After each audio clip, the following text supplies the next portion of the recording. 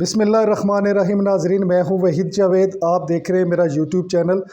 नाजरीन, 12 अगस्त 2024 सोमवार का दिन ये पाकिस्तानी तारीख़ में बड़ा अहम दिन है और इसको बड़े लंबे अरसे तक याद रखा जाएगा।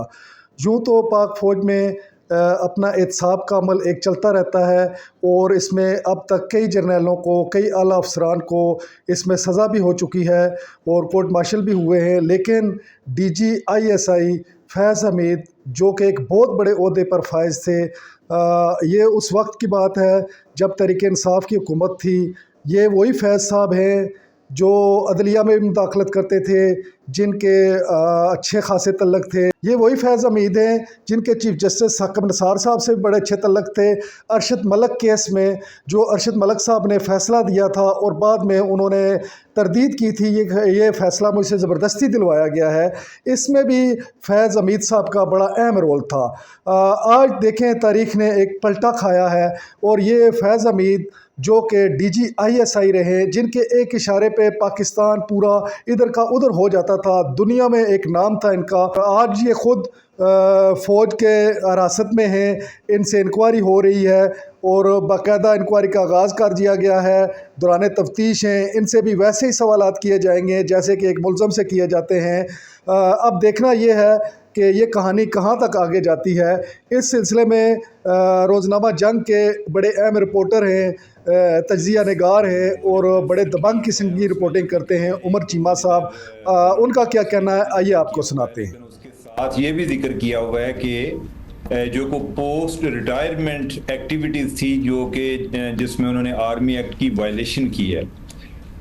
जो मेरा ख्याल है या इतलात हैं, या बल्कि ये है कि मेरा ख्याल जो है मेरी इतलात की बुनियाद पर है, वो यही है कि जो ज़्यादा इस टाइम जो मेन ट्रिगर है, ये वो चीज़ें हैं कि जो पोस्ट रिटायरमेंट एक्टिविटीज़ हैं। और ये मैं पुरानी की बात नहीं कर रहा, ये आप समझें कि जैसे कोई हालिया इंकशाफात हुए हों कि जिसमें पता चला हो कि अच्छा जिन फैज़ ये भी कर रहा था।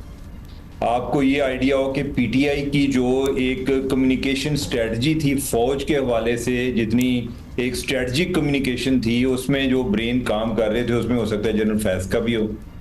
तो जो फ़ौज को इस टाइम इस चीज़ का और ज़्यादा दुख है, यानी कि वो ये है कि जैसे वो एक उनमें वो समझा जाता है जी कि अगर कोई आपस में इख्तिलाफ़ात भी हों, लेकिन जब एज अ इंस्टीट्यूशन अब हम आते हैं तो ये नहीं हो सकता कि हमारा कोई बंदा कोई दूसरी साइड के साथ कोऑपरेट कर रहा हो। तो उसके हवाले से जो ज़्यादा जो सबब बने हैं, ये तो अप्रैल से चल रही थी जो इंक्वायरी है टॉप सिटी के हवाले से। और इनका जो तरीकाकार होता है ना, वो यही होता है कि पहले एक कोर्ट ऑफ इंक्वायरी है जिसमें ये जो इंक्वायरी के रिलेटेड मामलात हैं वो उनको एग्जामिन करती है, और फिर उसके बाद एक समरी ऑफ एविडेंस होती है जिसमें आमतौर पे जो एक्यूज होता है उसका भी मौक़िफ़ लेते हैं। अगरचे जो एक्यूज है आमतौर पे समरी ऑफ एविडेंस में बताता नहीं है, क्योंकि जब वो मामला आगे कोर्ट मार्शल में जाता है तो उसको उधर चार्जशीट भी मिलती है और उसको आइडिया होता है चीज़ों को, वो कंटेक्चुअलाइज भी करता है, वो ज़्यादातर बयानात अपने उधर जाकर ही देते हैं। लेकिन वो चीज़ तो ऑलरेडी चल रही थी, लेकिन काफ़ी टाइम हो गया था, यानी कि आप अंदाज़ा लगाएं कि अप्रैल से वो मामला चल रहे थे। लेकिन ये जो दरमियान में PTI के हवाले से भी डेवलपमेंट्स आई, को पकड़ दकड़ शुरू हुई, कोई ऑफिस पर भी इनके रेड हुए, बाकी जगहों पर भी लोगों के, तो वो फिर उसमें को बहुत ज़्यादा डार्ट्स मिलाने की भी जरूरत नहीं होती ना। देखिए, हम जो है ना, हम एक एज अ आउटसाइडर चीज़ों को देखते हैं। हम जर्नलिस्ट है ना, आप जरा इमेजिन करें ना कि आपने किसी जर्नलिस्ट की अकाउंटेबिलिटी करनी हो, आपने किसी सीनियर की अकाउंटेबिलिटी करनी हो, तो हम यही चाहते हैं कोई और दूसरे वाले कर ले, क्योंकि ये हमारी ओवरऑल एक कम्युनिटी में प्रॉब्लम आएगा। इसी तरह जो मीडिया पॉलिटिशियन है, इमरान खान से पहले इस चीज़ पर कंसेंसस हो गया था कि हमने अपना कोई चीज़ें कोई पब्लिकली नहीं लेकर जानी। तो अब यह है कि फ़ौज में जनरल फैज़ को उसको कस्टडी में लेना, ये इटसेल्फ एक बड़ी न्यूज़ है। और ये आप इसमें देखें, पहले जो लोग आते थे, कोई स्पाइंग का इल्ज़ाम था, कोई इस तरह के मामला थे, या किसी पे को करप्शन का इल्ज़ाम आ गया। इधर करप्शन के साथ साथ जो पॉलिटिकल एक्टिविटीज़ हैं, जिस तरह वो पहले आप किसी का क्लिप चला रहे थे ना, जिसमें वो साहब कह रहे थे जी कि वो कहते थे जी मुझे कहा जाता था तो मैं करता हूँ, जो रिटायरमेंट के बाद उन्हें कोई कहता भी नहीं था जो करते थे। तो ये जो अपने मैंडेट को उन्होंने स्टेप आउट किया, तो जो वो चीज़ें कर रहे थे उसके हवाले से उनकी गिरफ्तारी इस लिहाज से भी एक इम्पॉर्टेंट डेवलपमेंट है कि ये एक तरह से एक नया प्रेसिडेंट भी सेट हो गया कि एक साबिक DGIS यानी कि वो अपने कई एक्शंस के हवाले से वो अकाउंटेबल हो गया। अनटचेबल। इसको भी जो मालूमात इतलात आ रही हैं उसमें यह है कि इसके मामले में भी जनरल फैज के मामले में भी काफ़ी रिस्ट्रेन शो की गई कि जैसे कोई आप पैगाम बजाते हैं कि भाई आप बाज आ जाएं, मतलब ये है कि उस स्टेज पर ना जाएं कि दुनिया हमारा तमाशा देखे। देखें, PTI के लिए तो ये बमशल है। और जो अगर पोस्ट रिटायरमेंट हम देखें तो जनरल बाजवा के जो पहले उनके को बयानात आए, तो अब ऐसी चीज़ नज़र नहीं आती कि जिसमें कोई उनसे मनसूब कोई चीज़ें चल रही होती है। इसका मतलब है कि उन्होंने तो अगर फौज ने उनको कोई एडवाइस किया कि sir please stay away from the media, तो वो उनसे बाज आ गए। लेकिन जो जनरल फैज को एडवाइस किया गया कि स्टे अवे फ्रॉम PTI, वो बात नहीं आए।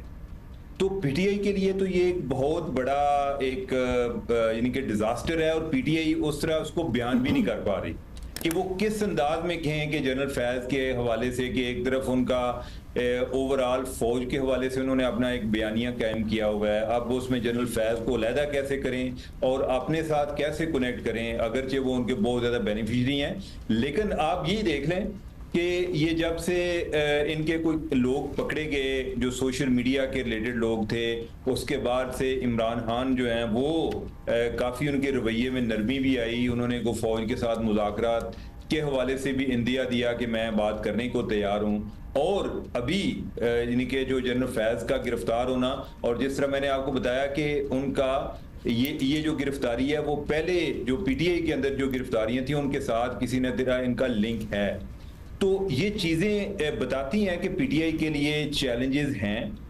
अब वो किस हद तक उनको टैकल कर सकते हैं। अगर तो मैं उनकी प्रोपेगेंडा स्किल देखूं तो मेरे ख्याल है कि वो जनरल फैज उनके कोई उस्ताद नहीं थे कि वो उनको उनकी ज़रूरत थी कि प्रोपेगेंडा कैसे करना है, उसमें तो वो खुद उस्ताद है करते हैं। लेकिन ये ज़रूर हो सकता है कि उनके ज़रिए जो उनका एक पूरा सपोर्ट इंफ्रास्ट्रक्चर था वो हो सकता है मुतासर हुआ हो, और इतलात ये हैं कि मुतासर हुआ है। और जो कई लोग थे को फौज के अंदर से रिटायर्ड भी जो कोई इस तरह के मामलात में एक्टिव रोल प्ले कर रहे थे, अगरचे उनका जनरल फैज से जरा एक सानवी हैसियत बनती थी, पहले नंबर पे तो यही थे, वो भी लोग जो हैं वो अभी जरा कार्नर हुए हैं या सहमे हुए हैं कि अगर जनरल फैज के साथ मसला हो सकता है तो हो गया है, या तो हमारे साथ।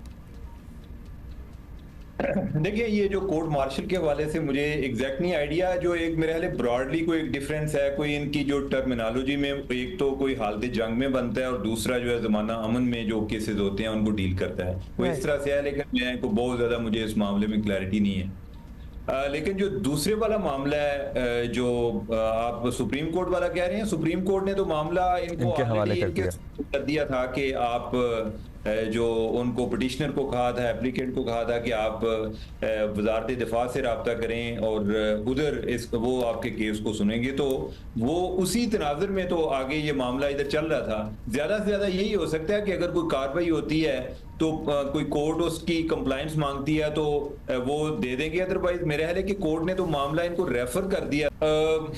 देखें, ये जिस तरह मैंने आपको शुरू में बात की ना कि एज अ आउटसाइडर हम चाहते हैं कि ये हो उसी, लेकिन जो बड़ा मुश्किल है एक्टिविटी होती है वो उसको इस तनाजर में ले रहे होते हैं जी कि हमारी जगन सही हो रही है कि अगर स्ट्रेटजिकली मैं बात करूं तो उसमें ये होगा कि अगर जनरल फैज की वजह से बाकी लोग जो कोई ज्यादा एक चेंज एजेंट बने हुए थे या कोई अपना रोल प्ले कर रहे थे, और उसमें कई रिटायर्ड जनरल हैं, कई ऐसे भी जनरल हैं कि कई जिन्होंने पहले शुरू में सोशल मीडिया पे काफ़ी एक्टिव थे, बाद में फिर उन्होंने माफ़ी वगैरह मांग ली। कुछ ऐसे भी हैं कि जिन्होंने नहीं मांगी, उन्होंने कहा जी माफ़ी किस चीज़ की, उन पे फिर पाबंदियां लग गई कि ना उनका CMH में इलाज है, ना वो कहीं मेस में जा सकते हैं। तो अब जो जनरल फैज की एक गिरफ्तारी है, ये गिरफ्तारी का मैं बाद में एक्सप्लेन करता हूँ, तो जो उसके नतीजे में बाकी लोग जो हैं वो मुतासर तो हुए होंगे कि ये कल हमारी जी नाजरीन, आप सुन रहे थे उमर चीमा को, जो कि बड़े खूबसूरत अंदाज में अपना तज्जिया पेश कर रहे थे